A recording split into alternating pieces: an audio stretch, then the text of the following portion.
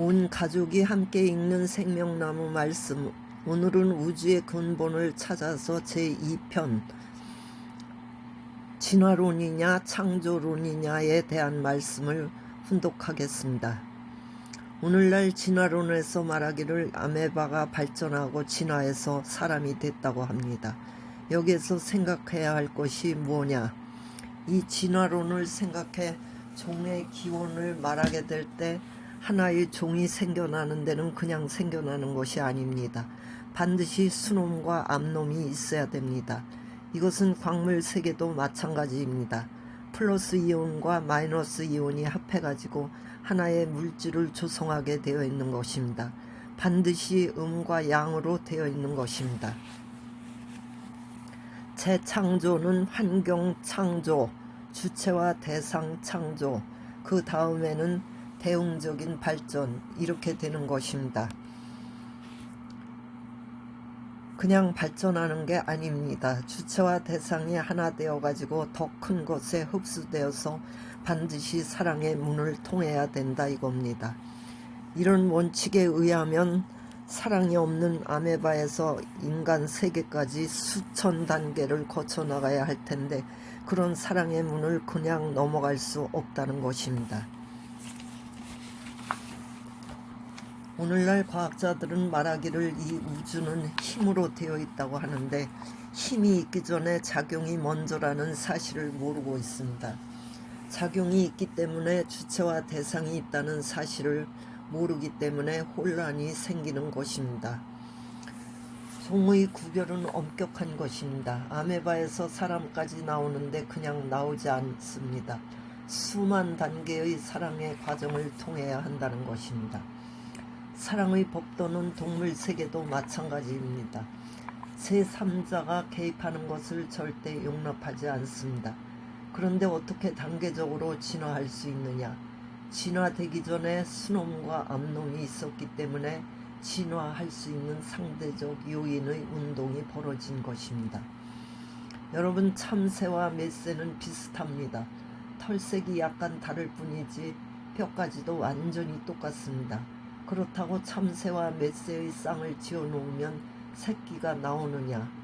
진화론자들은 한번 대답해 보십시오.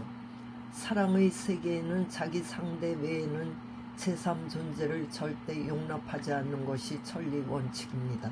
새도 벌레도 다 그렇습니다. 식물의 꽃을 보아도 다 자기 종이 있는데 다른 것을 중심 삼고 다른 종자로 변하지 않습니다. 변할 수 없는 것입니다. 진화론을 중심 삼고 볼 때 아메바에서 사람까지 가려면 그 사랑의 계열이 몇천 단계인가? 곤충만 해도 수천 종입니다. 식물에서 동물까지 수천 수만 종입니다. 그런데 그 종이 아메바에서부터 그냥 쑥 사람이 되었다고 생각합니까? 진화해서 남자 여자가 되었다는 말이 문제입니다. 사랑이라는 관념이 진화하기 전에 있었는가, 진화한 후에 생겼는가? 지금은 세균까지도 부부가 있다고 합니다. 몇십만 배, 몇백만 배로 확대해서 볼 수 있는 세균의 세계에도 부부라는 것이 있다는 것입니다. 그 세균이 아메바가 있기 전에 있었을까요? 만물이 쌍쌍제도 짝이 되어 있다는 것 자체는 사랑을 중심 삼고 이루어졌다는 것입니다. 이것을 생각해 보면 사랑의 감성이라는 것은 진화하기 전부터 있었다는 이야기가 됩니다. 진화론의 모순이 무엇이냐? 아메바가 진화 발전하기 위해서는 제3의 힘이 필요합니다. 아메바가 스스로 더 커갈 수 있는 힘을 창조해 가면서 자랄 수 있느냐? 진화론을 말할 때 진화되는 아메바가 자체적으로 진화의 시작인 3점을 만들어낼 수 있느냐? 작용하려면 3점에서 돌아오면서 회전할 수 있는 4점 기준을 거쳐야 됩니다. 원형으로 주고받으며 운동하려면 3점에서 4점을 거쳐야 하는 것입니다. 그런데 아메바 자체가 다시 자기 위치로 돌아올 수 있는 360도로 순환시킬 수 있는 힘을 가질 수 있느냐? 그럴 수 없다는 것입니다. 그러면 3점의 힘은 누가 가했느냐? 그것은 이론적으로 또 다른 힘이 첨부되어야 된다는 사실을 확실히 알아야 됩니다. 그러니까 진화할 때 진화의 방향이 어떻게 되느냐, 그 방향성을 누가 결정하느냐 이겁니다. 진화되는 그 물질이 결정할 수 있는가? 또 문제는 그 자체가 이상권과 관계를 맺을 수 있는 힘을 어떻게 길러낼 수 있느냐 하는 문제입니다. 그것은 하나님에 의해서 가능한 것입니다. 그런 문제는 아직 과학으로도 해명 못합니다. 그렇기 때문에 물질에도 사람의 욕망과 같은 것이 있는데 그 욕망의 방향은 인간을 통해 하나님과 하나 되는 것입니다. 그것이 목적입니다. 하나님도 이 세계를 창조할 때 3점부터 시작했습니다. 아메바가 작용을 한다면 작용하는 데 있어서 3점 기준을 자기 스스로 택할 수 없는 것입니다. 그 3점 기준은 또 다른 하나의 힘에 의하여 형성되는 것입니다. 직선상에는 조화가 벌어지지 않습니다. 직선은 뭐냐 하면 2점을 연결하는 것입니다. 창조가 되기 위해서는 3점, 4점 스페이스가 필요합니다. 직선 세계에서는 어떻게 3점을 만들어내느냐, 3점, 4점 사각형을 어떻게 만드느냐 하는 문제, 원형이 어디서부터 나오느냐, 직선에서는 안 나옵니다. 아메바가 3점 자체를 책정하고 그것을 형성할 수 있는 자체력이 있느냐면 없습니다. 우주의 창조를 두고 볼 때 직선 세계에서 어떻게 3점의 기준을 세우게 되었는가?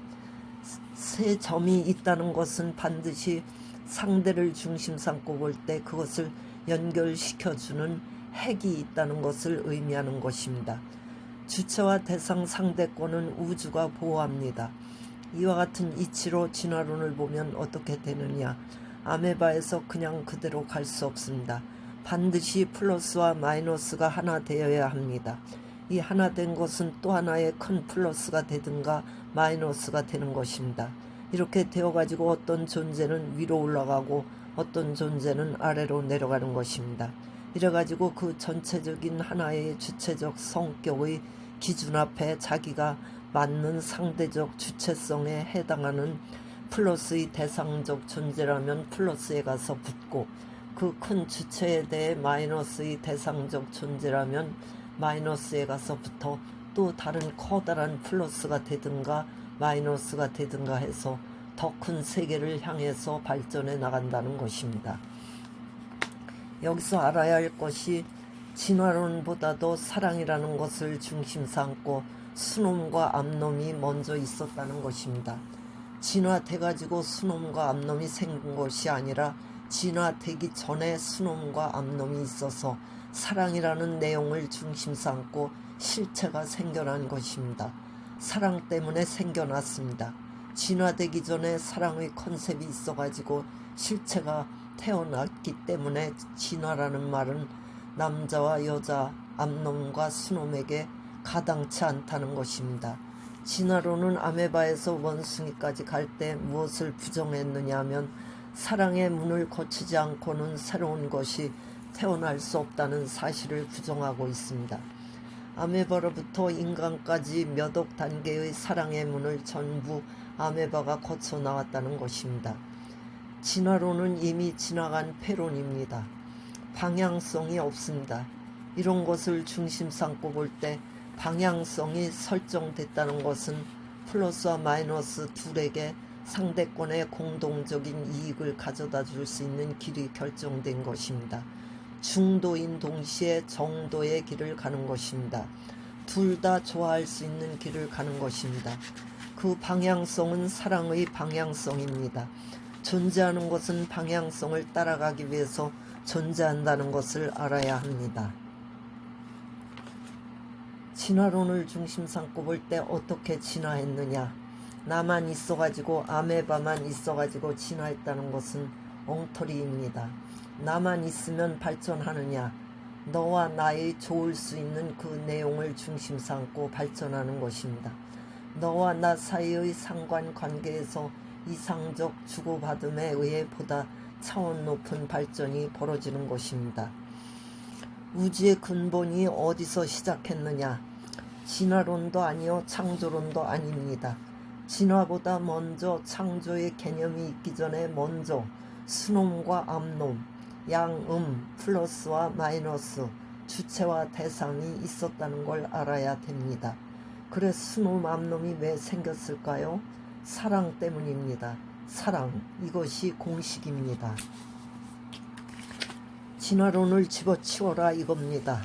진화론이 있기 전에 그런 수놈과 암놈의 사상이 있었다는 것을 알아야 됩니다.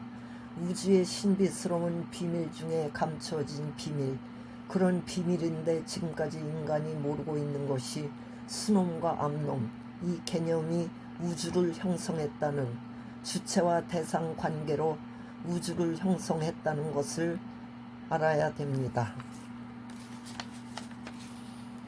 우주가 무엇을 중심 삼고 움직이느냐? 남자 중심 삼고 여자 중심 삼고 움직이는 것이 아닙니다. 하나님 자신을 중심 삼고 움직이는 것도 아닙니다. 하나님이 움직일 수 있는 동기가 뭐냐 하면 사랑입니다. 그렇기 때문에 사랑은 시작과 끝입니다. 지금 세계의 주류 사상으로 볼 때 개념과 실제가 철학 세계의 2대 주류가 되어서 유신론과 유물론, 좌익과 우익의 투쟁으로 세계에 미친 그 피해는 막대한 것입니다. 좌익 사상이라고 하는 것은 진화론에 의해서 세계적으로 패권을 지니게 되었습니다. 그래 남자와 여자라고 하는 개념이 먼저인가 사랑이 먼저인가? 남자와 여자가 있기 전에 사랑이라는 개념이 먼저 있었습니다. 사랑이 먼저 있었기 때문에 남자와 여자도 거기에 대비해서 그 사랑의 개념에 일치하게끔 되어 있었다는 것입니다. 그렇기 때문에 개념과 실제는 갈라지는 것이 아닙니다. 이렇게 개념과 실제가 사랑에 의해서 하나 될 수 있다는 것을 공산주의는 몰랐습니다. 지금까지 세상 학자들에게 있어서 진화론이 먼저냐 하나님의 창조가 먼저냐 하는 것이 문제였습니다. 사랑 개념이 있기 전에 먼저 진화 개념이 있었어요. 어느 것이 먼저예요? 진화론이 먼저가 아니라 사랑 개념이 먼저 있었다는 것입니다. 쌍쌍제도의 우주가 먼저 생기고 그 가운데 형체적인 구조가 맞는 것이 진화론 형태로 맞을 뿐이지 근본이 그래서 그렇게 된 것이 아니라는 사실을 확실히 알아야 됩니다. 오늘날 진화론이라든가 유물변증법, 인식론, 유심론, 유물론 등으로 인하여 세계의 사상계는 모순과 혼란에 빠지고 말았으니 절대 진리를 수립해야만 가치세계의 형성이 가능한 것입니다. 절대 가치적 존재는 영원, 불변, 유일한 존재입니다. 그러면 우주 가운데서 영원, 불변, 절대의 원리가 무엇이냐 하면 원인과 결과, 주체와 대상의 관계라는 결론이 됩니다. 이것이 우주의 근본 진리입니다. 오늘날 인간이 무엇이냐, 참된 인간이 무엇이냐 하는 것에 대하여 아직까지 결론이 안 났습니다. 모든 유명한 철학자들이 인간 문제를 중심 삼고 생각했지만 이것이 아직까지 결론이 나지 않았다는 것입니다. 인간의 기원이 무엇이냐 하는 것에 대해 진화론이나 창조설에 의한 여러 가지 학설을 통해서도 아직까지 해결이 안 났습니다. 이렇다 할 수 있는 결정이 안 났다는 것입니다. 각 종교 경전의 결점이 뭐냐 하면 창조설이 없다는 것입니다. 하나님이 창조한 프로그램이 없다는 것입니다. 그래서 별의별 논리를 중심 삼고 논고를 쓰는 것입니다. 창조설이 없으니까 창조의 방향과 창조 목적을 모르는 것입니다.